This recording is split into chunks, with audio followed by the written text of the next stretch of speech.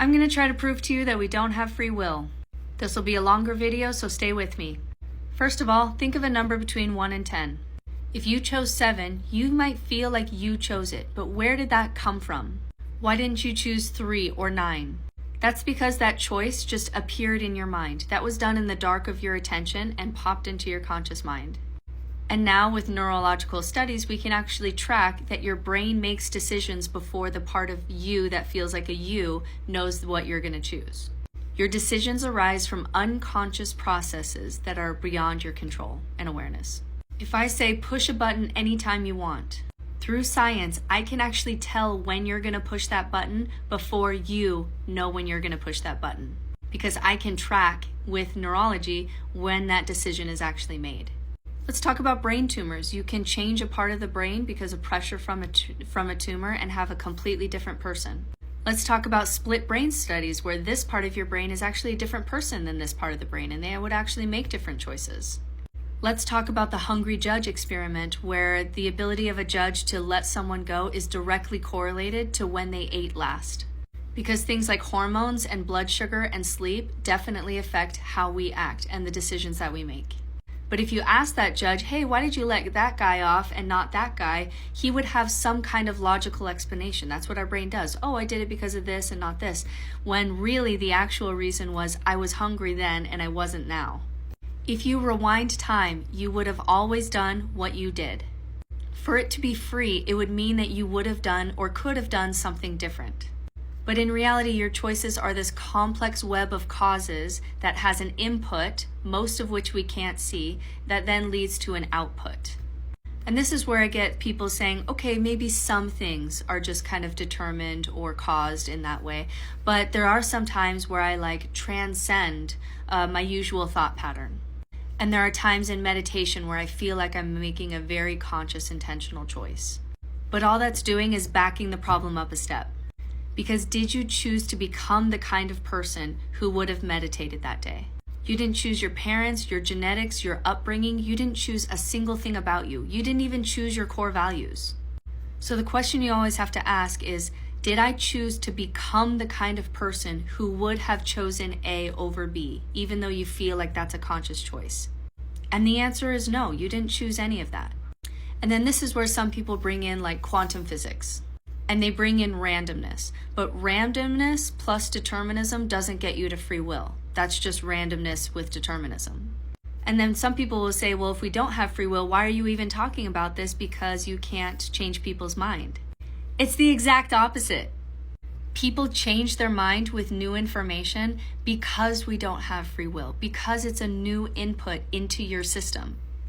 Otherwise, no one would change their opinion about everything. I wouldn't have chosen to lose my faith, especially when I was a believing Mormon. I never would have chose that. But new information came into my system and dominoes started falling into my brain. And then one day I realized that I don't believe this anymore.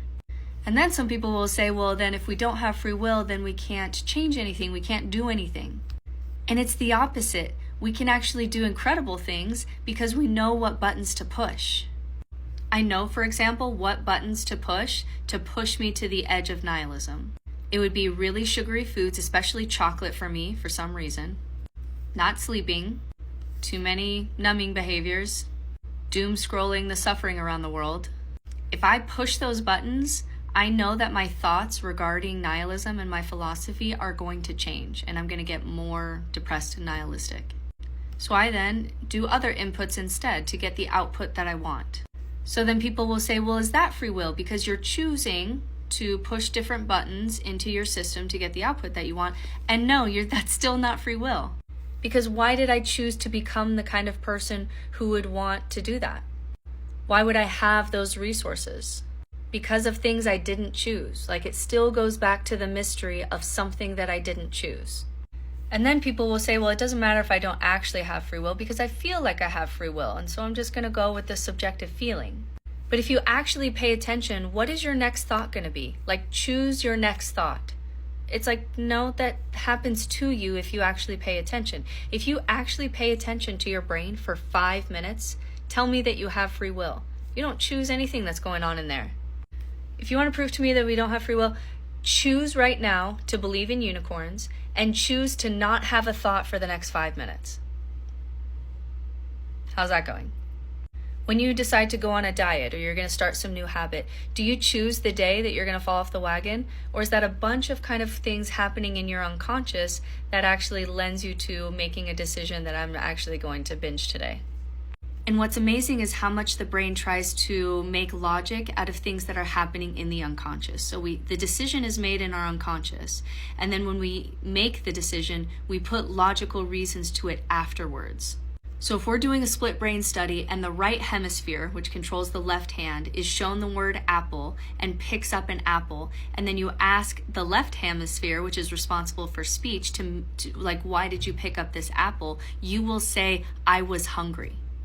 And you will believe that you picked up that apple because you were hungry, but you don't know that this other part of the brain actually was the one that did it.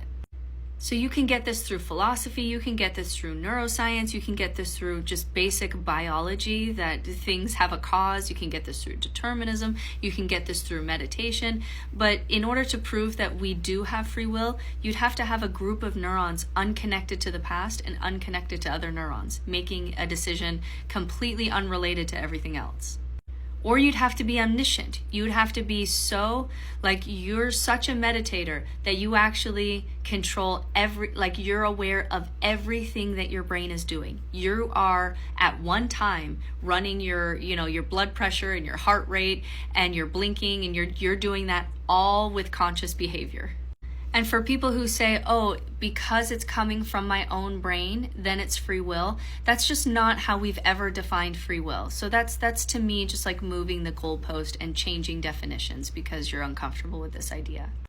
We've never called free will, oh, it's free if it's coming from your own brain. That's the difference between that is just voluntary response and involuntary response. And there is a difference. There is a difference between voluntary response and someone, hitting my knee and my knee popping up and having that be involuntary. There are differences between that.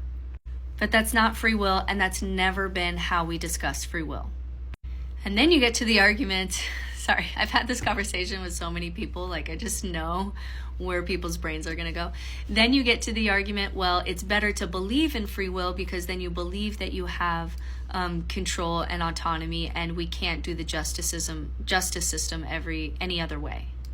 But we are already starting to change our justice system based on what we're learning about the brain. We convicted 2 parents of a school pew because they didn't get the help that their kid needed in order to stop this decision that he was going to make.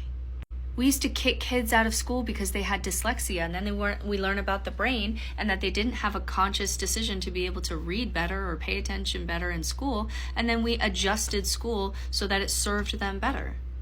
So not having free will actually gives us so many opportunities to say, okay, what are the buttons we need to push to keep people from becoming criminals? What are the buttons we need to push that tends towards human well-being in society? How do we properly incentivize ourselves and other people because we don't have free will? That's a far better question. And it's a question that we're already working on based on learning more about the brain. We don't put people in prison anymore simply because they have schizophrenia and they have a demon inside of them. Like, we learned about the brain and we actually can have some compassion even if we do need to remove people from society. If you've lasted through this whole thing, which I think are maybe 2 people, just know I did an entire YouTube video on the loss of free will and the loss of identity, that illusion of the self, and then what that means for your life. And so if you want more on this, that's probably as much time as I have today. If you want more on this, I do a whole YouTube on this and how we can actually adjust our lives accordingly so you don't feel like you're a robot.